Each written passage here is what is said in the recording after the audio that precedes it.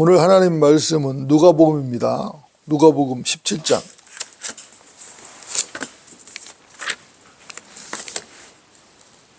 누가복음 17장 33절입니다.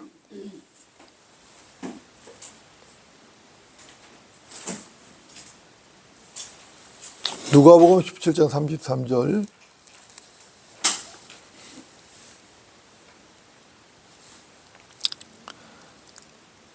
제가 드리겠습니다. 누구든지 자기 생명을 구하려고 했으면 잃을 것이요 누구든지 자기 생명을 잃으면 보존하리라. 아멘. 오늘 말씀의 제목은 십자가의 원칙과 역설적 진리입니다. 십자가의 원칙과 역설적 진리. 여러분, 초등학교가 우리 다닐 때에 여러 가지 숙제, 즉 과제들이 있죠. 특히 여름방학 같은 경우에는 곤충 채집이라는 게 있었어요. 옛날에 보면은. 그래서 저도 저 여름방학 때면은 곤충 채집 숙제를 하려고 잠자리도 잡고 또 매미도 잡고 뭐 방학개비라든가 나비라든가 이런 거 잡던 생각이 납니다. 여러분들, 나비를 생각하면은 무슨 생각이 나시나요? 어떤 분은 나비 하면은 화려한 무늬나 또한 그 색깔, 색깔을 생각하는 분도 있겠죠. 또 어떤 분은 나비가 활을 잘 날아다니잖아요. 날아다니는 나비를 생각하는 분도 있을 테고, 어쨌든 간에 각인마다 다양한 연상들이 떠오르실 겁니다. 여러분들도 나비 생태를 아시죠? 나비 알에서 애벌레가 나오죠? 이 애벌레가 1령, 2령, 3령, 4령 유충으로 이렇게 성장을 합니다. 그리고 종령이라 하죠. 종령, 마지막 영을 말하는 건데, 종령 유충이 되면은 이 번데기가 되고, 이 번데기에서 성충, 나비가 나오는 것이죠. 애벌레나 유충 같은 경우는 땅을 기어다니며 살죠. 그러다가 번데기가 되면 어떻게 되죠? 번데기가 되면은 마치 죽은 것처럼, 그죠? 그렇게 되는 것이죠. 그런데 그 번데기, 죽은 것만 갖다 뜬 번데기에서 때가 되면은 나비가 나오죠. 아름다운 나비가, 날개가 달린 아름다운 나비가 나와서 하늘을 날아다니게 되는 것입니다. 이것을 보면은 무덤에서 잠자던 성도의 부활과 아주 흡사하다는 생각을 하게 되는 것이죠. 또한 변화받은 성도가 휴거되어도 이와 비슷한 면이 있지 않을까 생각이 되기도 합니다. 나비의 변태가 신비롭다는 생각이 들 수밖에 없어요. 그 알에서 나온 애벌레 유충이 점점점 커가지고 나중에 번데기가 되고, 번데기에서 그 아름다운 날개와 그 화려한 무늬와 색깔을 가진 나비가 되어서 홀을 날아다니거든요. 이게 신비롭죠. 그죠? 여러분들, 이것도 결국은 나비의 생태도 하나님의 섭리죠. 하나님의 섭리인 것입니다. 그죠? 그거 분명하죠. 자, 먼저 성경을 좀 보겠습니다. 먼저 성경, 요한복음 12장을 보겠습니다. 요한복음 12장. 요한복음 12장.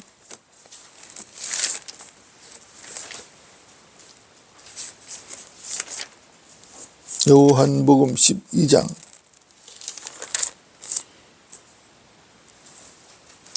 23절부터 25절입니다. 23절부터 25절.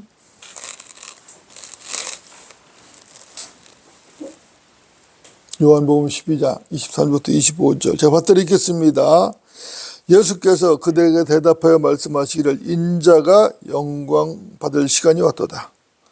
진실로 진실로 내가 너희에게 말하노니 한 알의 밀이 땅에 떨어져 죽지 아니하면 한 알 그대로 남아있지만 죽으면 많은 열매를 맺느니라. 자기 생명을 사랑하는 사람은 그것을 잃을 것이요 이 세상에서 자기 생명을 미워하는 사람은 그것을 영생에까지 보존하리라. 이렇게 말씀합니다.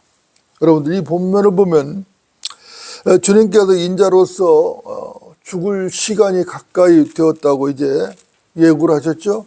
죽을 시간이 가까이 왔다고 이렇게 말씀하신 것입니다. 그러면서 자신의 죽음을 하늘의 밀로 이렇게 말씀을 하셨습니다. 하늘의 밀이 땅에 떨어져 죽으면 많은 열매를 맺는다는 거죠. 그런데 그 밀이 죽지 아니하면 어떻게 된다고요? 열매를 맺을 수 없는 것이죠. 그대로 남는다. 이렇게 말씀하시는 거죠. 여러분, 이것은 너무나도 당연하죠. 그렇죠? 그 밀알이 땅에 떨어져서 죽어야 거기서 싹이 나고, 그죠? 그 싹이 자라서 많은 열매를 맺는 것입니다. 여러분도 어떻습니까? 주님께서 실제로 십자가에서 하나의 밀이 되셨죠? 그분은 우리의 죄들로 인하여 성경대로 십자가에서 죽으시고 무덤에 장사되셨다가 성경대로 셋째 날에 다시 살아나셨습니다. 주께서 창으로 옆구리를 찔리셨죠? 그때 피와 물을 다 쏟으셨어요. 그때 흘리신 피, 그 피는 하나님의 피였죠. 이것은 창으로 찔리신 그 옆구리를 통해서 교회를 낳으신 것입니다. 창으로 옆구리를 찔리고 피를 흘리셨는데 그 창으로 옆구리를 찔리신 그 옆구리를 통해서 교회를 낳으신 거죠. 하나님께서 아담을 깊은 잠에 들게 하시고 옆구리에서 갈비뼈를 뽑았죠. 그래서 아담의 신부 이브를 만드셨습니다. 이거가 똑같아요. 그죠? 아담의 신부 이브는 아담의 옆구리에서 나왔고 예수님의 신부 교회는 예수님의 옆구리를 통해서 나온 겁니다. 그죠? 신부는 교회죠. 그죠? 여러분들, 이것도 사실은 놀라운 진리죠. 그죠? 하나님께서 갈비뼈, 아담의 갈비뼈를 뽑아서 이불을 만드신 것을 통해서 예수 그리스도의 그 옆구리를 통해서 교회가 나올 것을 미리 보여주신 것이죠.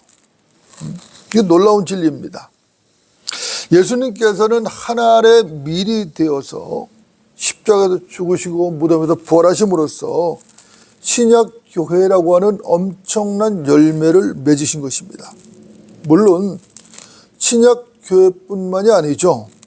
예수님께서 부활 승천하실 때 지하 낙원에 있던 구약 성도들을 하늘 낙원으로 데리고 가셨거든요. 옮기셨단 말입니다. 이것을 생각한다면 구약 성도들 역시 십자가의 열매가 분명한 것이죠. 이처럼 주님께서는 하늘의 밀이 되어 죽으심으로써 엄청난 열매를 맺으셨고 지금도 열매를 맺고 계신 것이죠. 중단 없이 지금도 열매를 맺고 계신 것입니다. 하늘의 밀이 땅에 떨어져 죽어야만 많은 열매를 맺는다. 이것은 진리인 것이죠. 이것은 하나님께서 세우신 법칙이죠. 이것은 위대한 불변의 법칙입니다. 이 법칙은 오늘날을 살아가는 우리에게도 그대로 적용이 되는 것이죠. 여러분들, 우리가 구원을 받았다는 것은 주님과 함께 십자가에서 죽었다는 말이죠. 맞습니까? 그리고 그 죽음에서 주님과 함께 다시 살아날 때에 하나님의 생명인 영원한 생명을 얻은 것이죠. 그 생명으로 새 생명입니다. 우리는 새 생명을 얻은 것이죠. 그러나 우리는 어때요? 지금도 매일 죽어야 하는 것이죠. 그렇죠? 우리가 이 땅에 속한 이 몸을 입고 있는 한 우리의 타락한 본성, 인간의 타락한 본성이 끝나지 않는 한 인간은 매일 죽어야 되는 거예요. 사람은 매일 죽어야 돼, 우리는.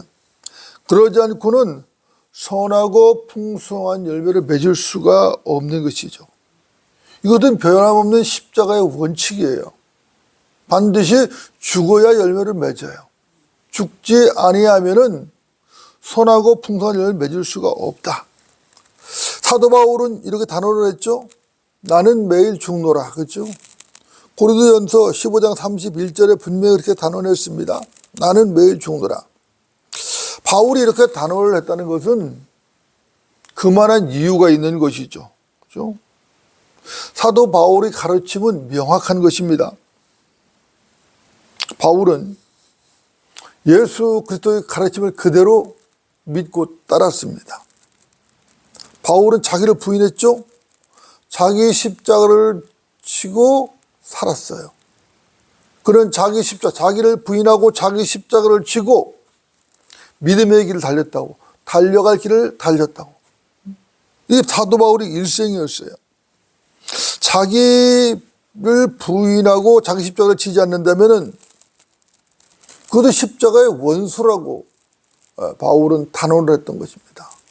자기 십자가를 지고, 그렇죠? 자기를 부인하면서 자기 십자가를 지고 살아야 되는데 자기를 부인하지 않아. 자기 십자가도 지지 않아. 그러고 살아간다면 뭐라고요? 십자가의 원수라고 사도 바울은 단언했던 것입니다. 빌립보서 3장 한번 볼까요? 빌립보서 3장. 빌립보서 3장.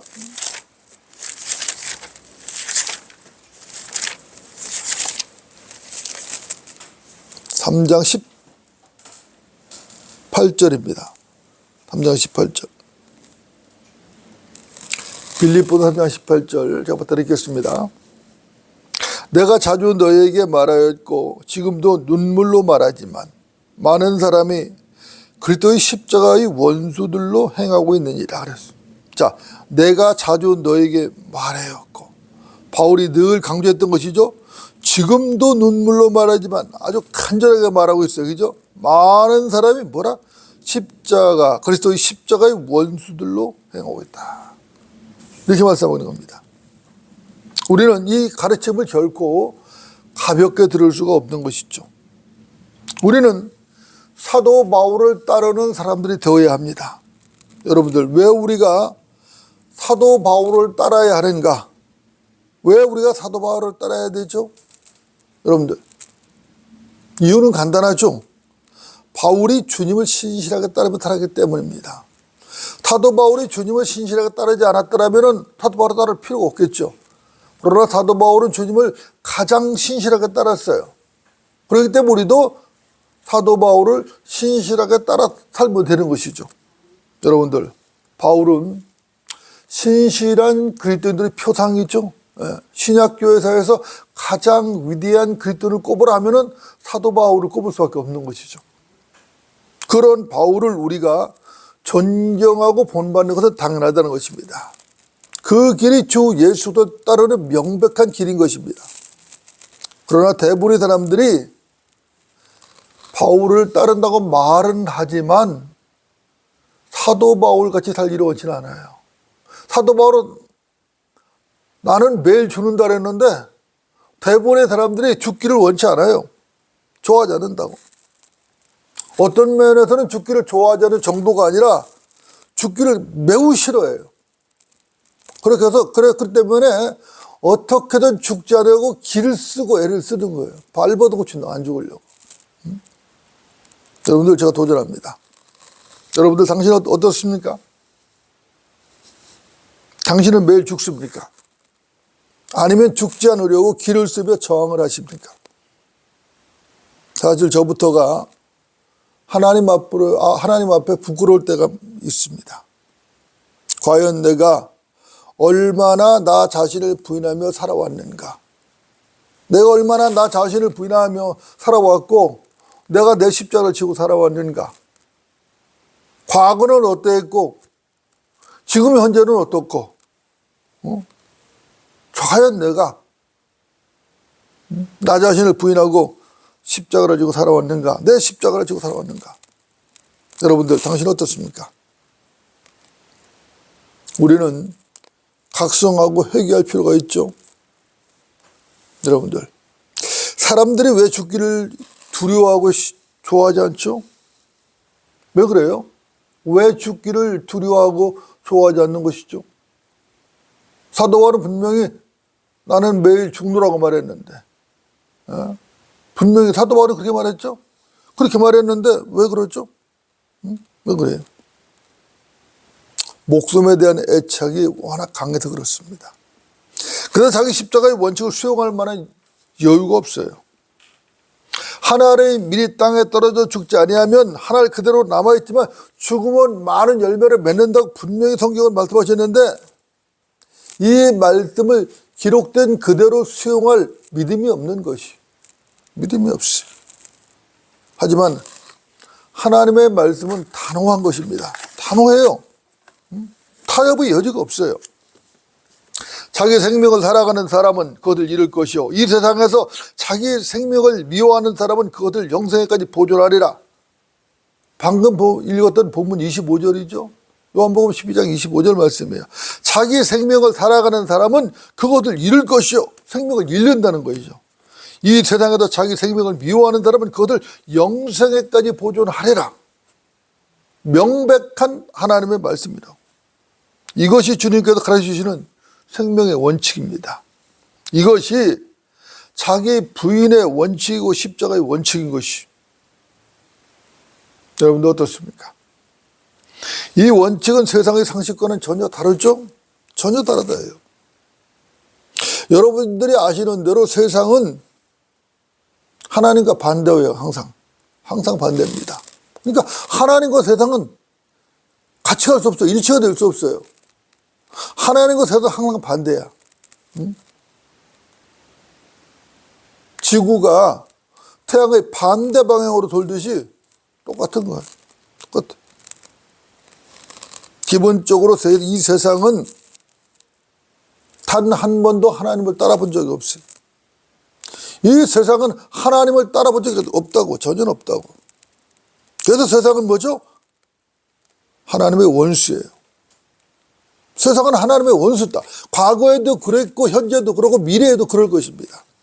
그래서 세상은 어떻게 되죠? 멸망을 하는 것이죠.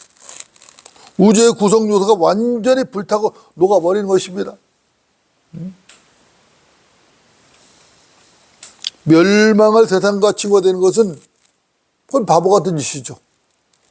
멸망할 세상과 친구가 된다. 그건 바보 같은 짓이라고. 영원한 생명이신 그리스도를 영접하고 그분과 하나가 되어야지 세상과 일치하는 것은 바보짓이다. 여러분들, 십자가의 원칙은 의외로 간단한 것이에요. 저나 여러분과 똑같습니다.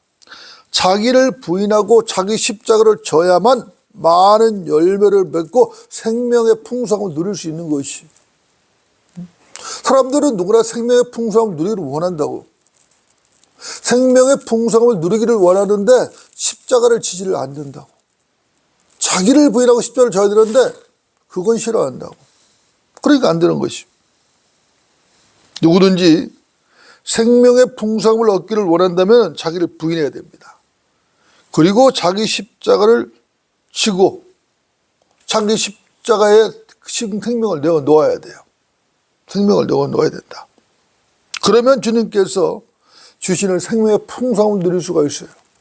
주님과 함께 십자가를 지는 거거든요. 그러면은 생명의 풍성함을 누린다고. 생명의 풍성이라는 것은 거저 얻어지는 게 아니에요. 자기를 부인하고 자기 십자가를 지고 거기에 생명을 내놓을 때만이 가능한 것이. 로마서 6장을 한번 보겠습니다. 로마서 6장. 로마서 6장입니다.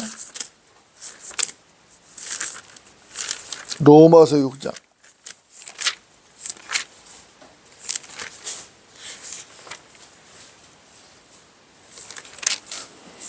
로마서 6장 1절부터 5절까지입니다. 1절부터 5절까지 받들어 읽겠습니다. 그런즉 우리가 무슨 말을 하리요? 은혜가 넘치게 하려고 죄에 거하겠느냐?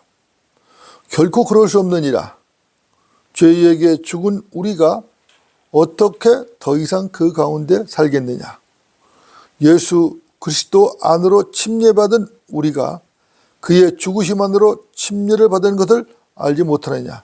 그러므로 우리가 죽음 안으로 침례를 받아 그와 함께 장사되었으니 이는 아버지의 영광으로 인하여 그리스도께서 죽은 자들로부터 일으켜 지신과 같이 우리도 또한 생명의 새로운 가운데서 행하게 하려 함이니라. 만일 우리가 그의 죽으심의 모양으로 함께 심겨졌다면 또한 그의 부활하심의 모양과 같이 되리라. 여러분들 믿으십니까? 네.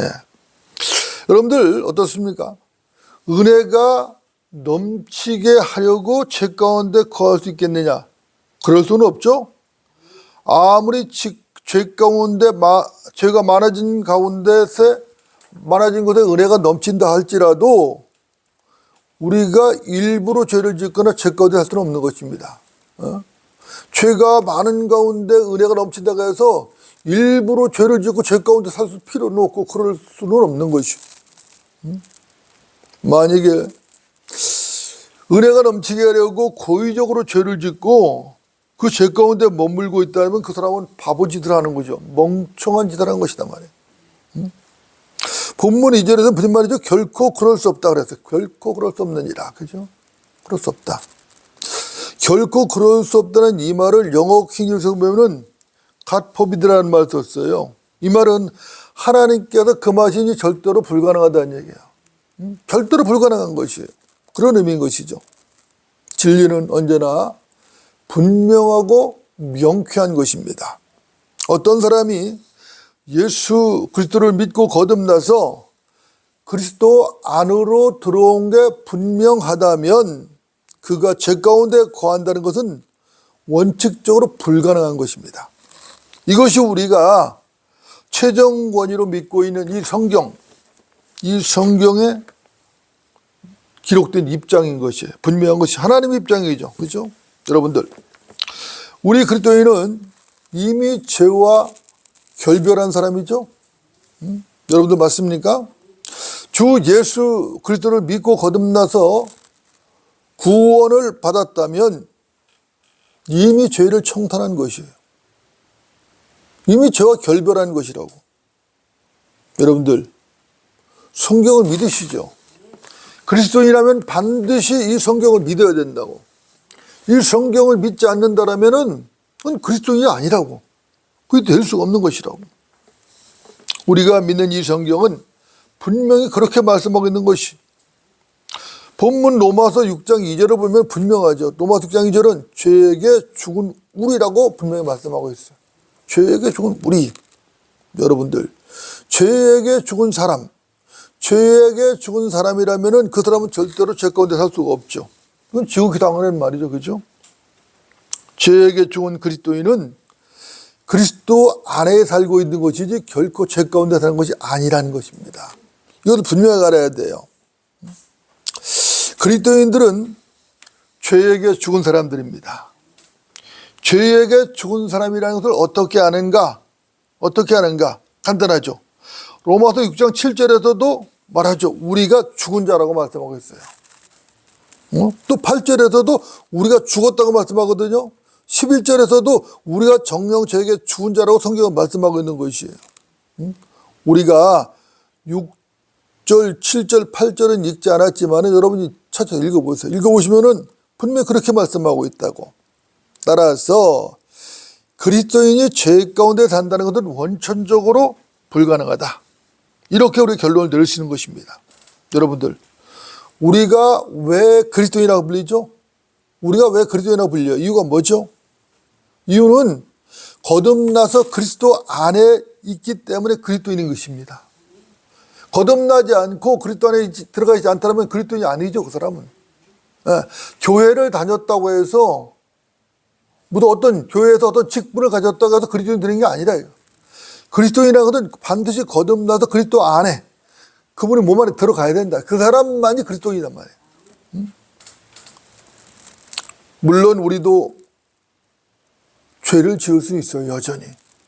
그리스도인임에도 불구하고 죄를 지을 수도 있어요. 범죄할 수 있습니다. 그러나 그렇다고 해서 죄 가운데 살지는 않습니다. 이 말을 잘 이해할 필요가 있어요. 이 말을 오해하면 안 됩니다. 여러분 이유가 뭐죠? 의외로 간단한 이유는 그리스도께서는 십자가의 죽으심과 부활로 세상 죄를 완전히 제거하셨습니다. 그리스도를 믿고 거듭난 우리는 그분 안에 살고 있는 것이에요. 우리는 그리스도 안에 살고 있는 사람들이지 결코 죄 가운데 살고 있는 사람이 아니라는 것이에요. 십자가에서 죽은 사람, 그리스도와 함께 죽은 사람은 어떻게 그 사람이 죄 가운데 살 수 있겠느냐? 그것은 불가능하다는 겁니다. 원천적으로.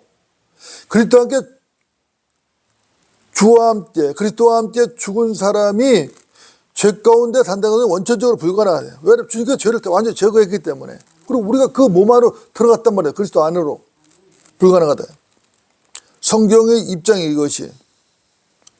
오늘 본문 2절을 보면 이렇게 말하죠. 죄에게 죽은 우리가 어떻게 더 이상 그 가운데 살겠느냐. 결코 그럴 수 없느니라. 결코 그럴 수 없다는 것. 이것이 성경의 입장이에요.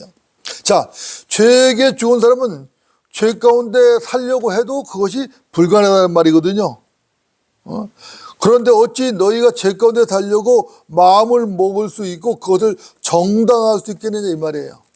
그리스도인이라면은 죄 가운데 살려고 마음을 먹을 수도 없고 먹어서도 안 되고 그걸 정당화해서도 안 된다는 말이에요. 이것은 그리스도인도 죄를 지을 수 있다는 말과는 전혀 다른 것이에요. 잘 분별해야 돼요. 물론 그리스도인들은 이미 그리스도 안에 들어가 있어요. 그래서 죄 가운데 살 수가 없어요. 근데 현실적으로 죄를 범할 수는 있어요. 그러나 그것을 정당화한다거나 죄 가운데 살겠다 마음을 먹을 수는 없다는, 절대로 그럴 수 없다는, 그리스도인이라면 불가능하다는 거예요. 정상적인 그리스도인들은 죄 가운데 살 마음조차 먹을 수가 없는 것이죠. 만일 어떤 사람이 그리스도인을 자처하면서도 죄를 떠날 마음이 없고 여전히 죄 가운데 살고 있다면 그 사람은 어떤 사람일까요? 그 사람은 사실은 그리스도인이 아닐 것입니다. 아니면은 그 사람이 그리스도인 척하면서 자신을 속이고 남도 속였을 것이에요. 그게 아니라면 어떻게 했어요? 자신이 그리스도인 줄 착각을 했을 것이에요.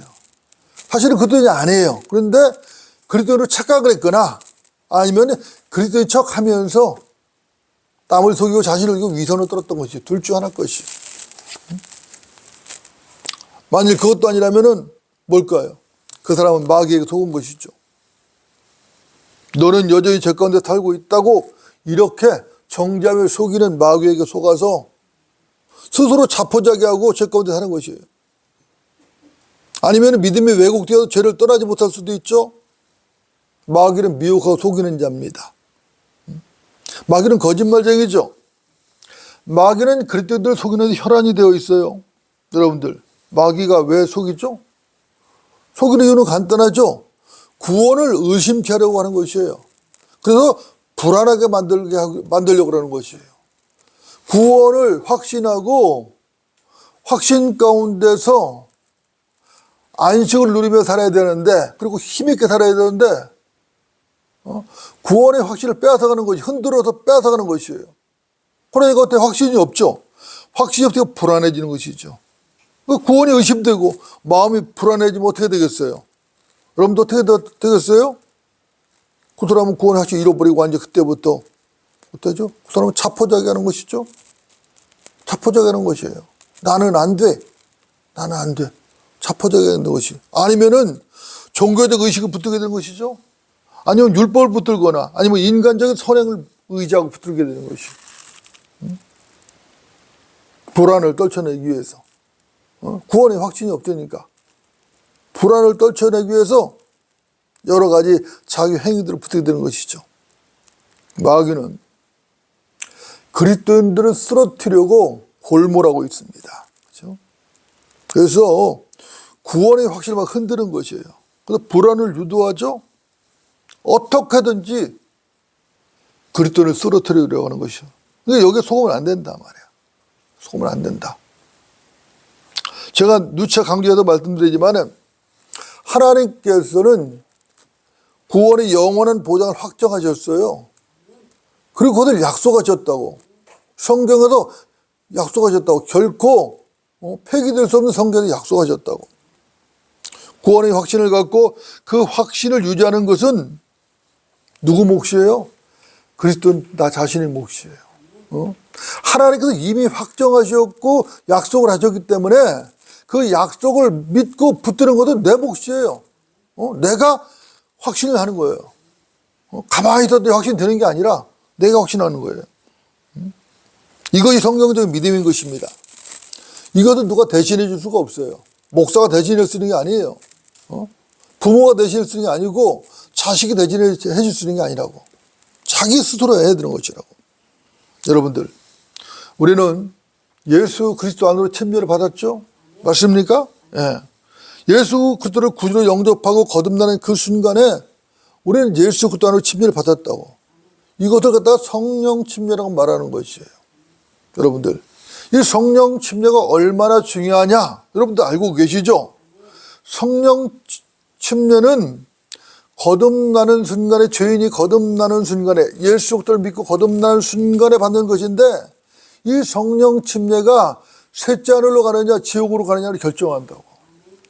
그리고 중요하다고. 그래서 성령 침례가 매우 중요한 것이에요. 그래서 성령 침례를 바르게 알고 해야 된다고. 우리는 거듭났죠? 우리가 예수 그리스도를 구주로 영접하는 그 순간에 우리는 거듭나고 성령 침례를 받았다고. 그 순간 우리는 묘한 입장에 처하는데 그 세 가지 입장에 처합니다. 세 가지 묘한 입장에 처해요. 여러분, 우리가 어떤 입장에 처했느냐? 첫째는 그리스도와 함께 십자가에 처형되었다는 것이. 우리는 그리스도와 함께 십자가에 처형되었습니다. 두 번째는 그분의 죽으심 안으로 침례를 받았다는 것이. 그리고 마지막 세 번째가 뭐냐?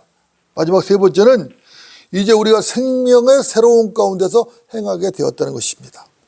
이 모든 점을 고려한다면은 거듭난 우리, 거듭난 그리스도인들은 수수께끼 같은 존재들이다. 수수께끼 같은 존재들이다. 참 묘한 존재들이라고 말씀을 드릴 수가 있어요. 여러분들 제 말이 이해가 가십니까? 네. 자, 이제 오늘 본문 누가복음 17장을 보고 정리를 하겠습니다. 누가복음 17장 33절. 누가복음 17장 33절.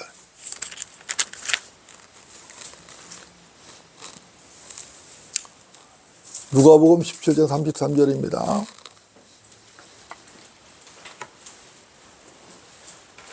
제가 받들이겠습니다. 누구든지 자기의 생명을 구하려고 애를 쓰면 잃을 것이요 누구든지 자기 생명을 잃으면 보존하리라. 참 놀라운 말씀이죠. 누구든지 자기 생명을 구하려고 애를 쓰면 잃을 것이다. 누구든지 자기 생명을 잃으면 보존할 것이다. 여러분들, 이것은 역설적이에요. 그죠? 대단히 역설적인 진리죠. 그죠? 자, 자기 생명을 구하려고 애를 써요. 아주 애를 씁니다. 오히려 생명을 잃어요. 자기 생명을 잃어요. 과감하게 잃어요. 오히려 생명을 보존한다는 것이에요. 자, 거듭난 그리스도인은 정말 수수께끼 같은 존재입니다. 죽었는데 마치 살아있는 것처럼 왔다 갔다 걸어다니는 몸을 가지고 있어요. 분명히 주와 함께 죽었어요. 그런데 이 몸은 왔다 갔다 걸어다닌다고. 수수께끼 같죠? 수수께끼 같죠? 참 묘하다고. 그러나 이 몸이 나 자신이냐면은 나 자신도 아니에요. 결코 그런 게 아니거든요. 진짜나 또 다른 나는 이 속에 있어요. 그걸 뭐라 하죠? 속사람이라고 해요. 속사람. 또는 새 사람이라고 표현하기도 하죠. 이 몸 안에 있다고. 그런가 하면 또 하나 장사되어 묻혔을 때 여전히 십자가에 매달려서 고통받는 내가 또 있다는 것이에요. 아, 신비하죠? 묘하죠? 십자가에 달려 죽었고, 그런데 그거 진짜 나는 아니고 진짜 나는 내 속사람은 또 내 안에 있고, 그리고 나는 여전히 십자가에 매달려서 고통받고 있고, 내 이 몸이.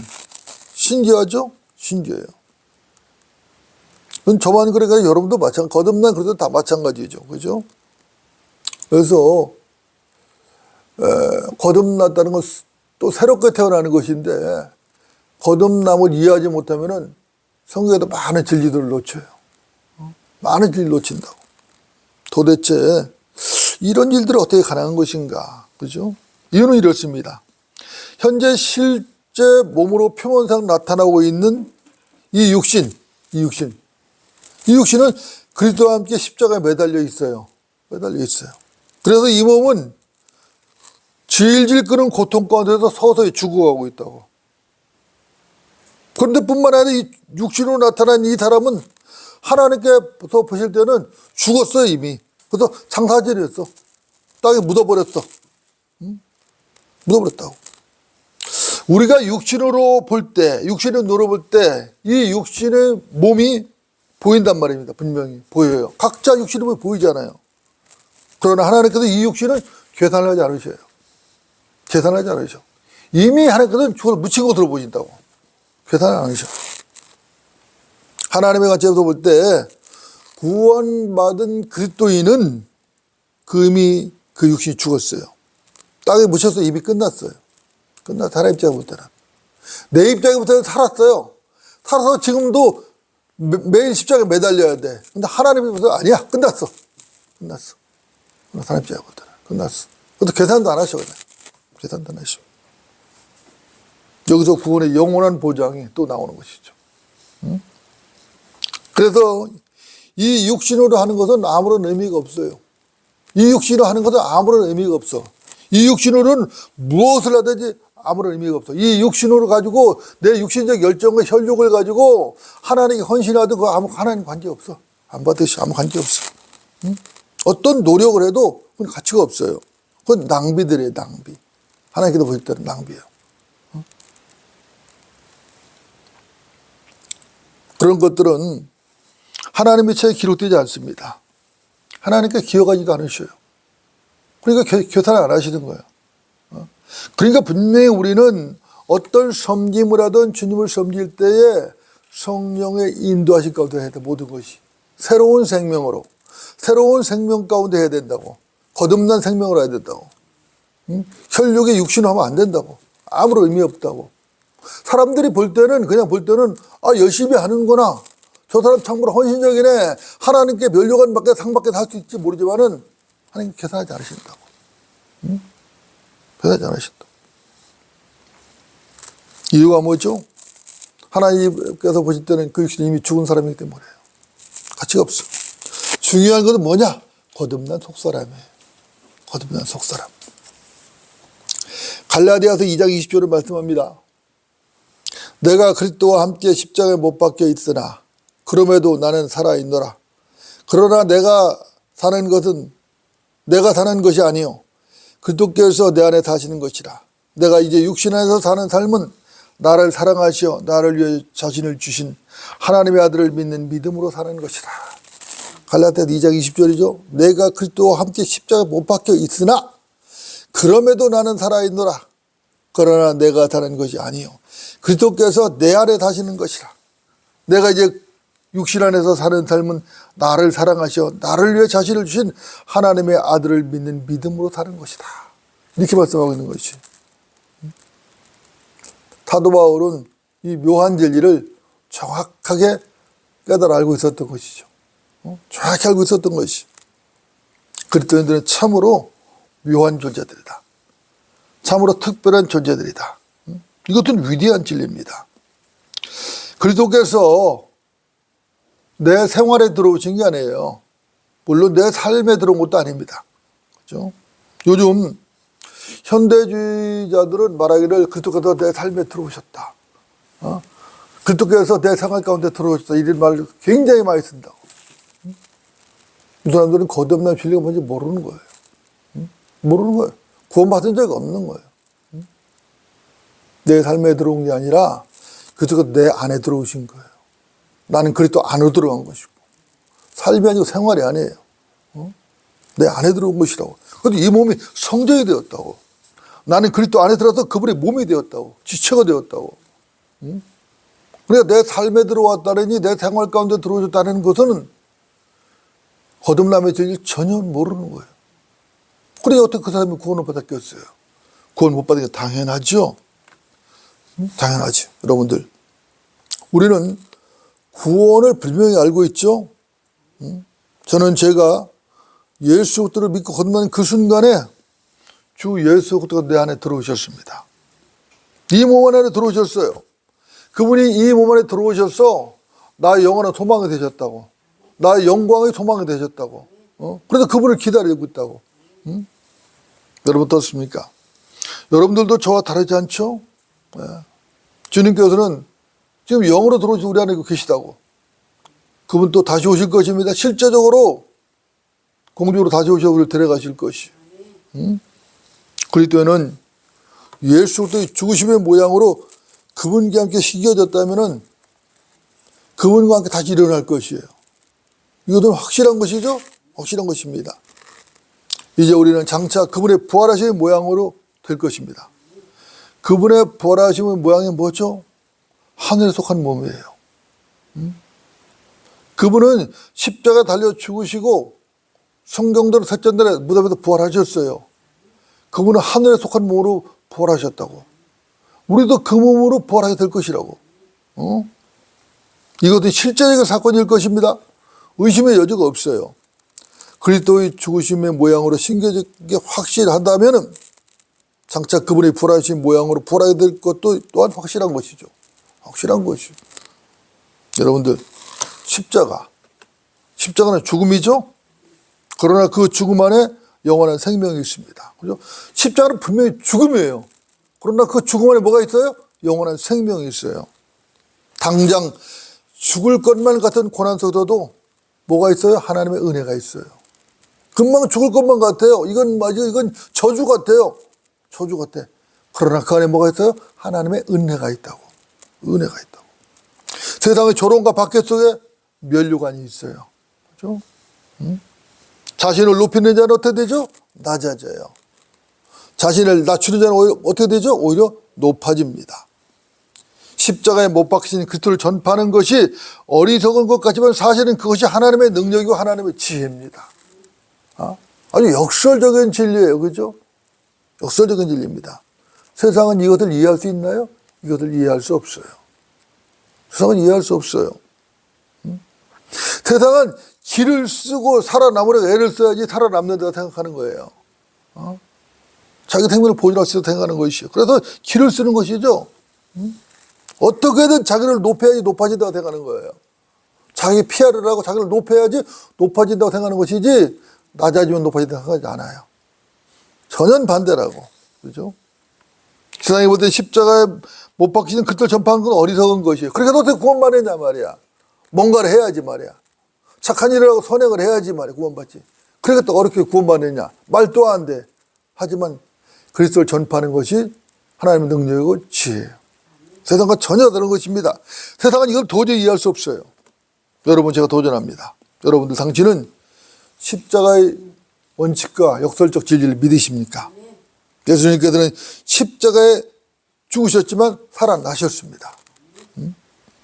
자기 생명을 구하려고 애쓰는 자는 생명을 잃고 누구든지 자기 생명을 잃으면 생명을 보존합니다. 여러분들 십자가의 원칙은 참으로 역설적인 진리가 분명하죠. 우리가 걷는 믿음의 길, 우리가 지금 걷고 있는 이 믿음의 길은 죽어도 사는 길이에요. 죽어도 사는 길입니다. 이 시간 저는 그 십자가의 분명한 원칙과 역설적 진리 현장으로 여러분을 초대하는 것입니다. 여러분들 모두 자기 십자가를 짓고 진리 현장에서 함께하는 성도들이 되어야 할 것입니다. 기도하시겠습니다.